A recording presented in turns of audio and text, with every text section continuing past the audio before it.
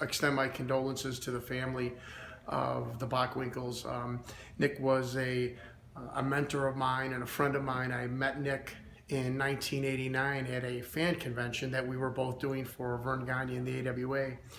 And Nick has always been just absolutely gracious to me with his advice and his time.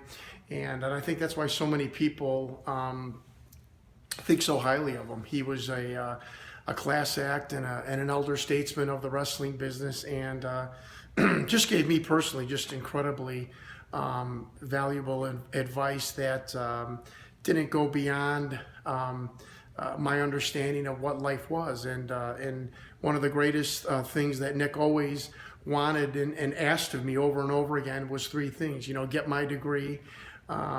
Always remember that, you know, wrestling is going to be a small part of my life out of a whole long life. And that and the third thing that Nick always wanted me to promise him was that, you know, I would go out gracefully and not hang around. And Nick always said, you know, don't have a retirement party, or don't tell anybody you're retiring. Why are you going to tell somebody that you're going to not be doing anything?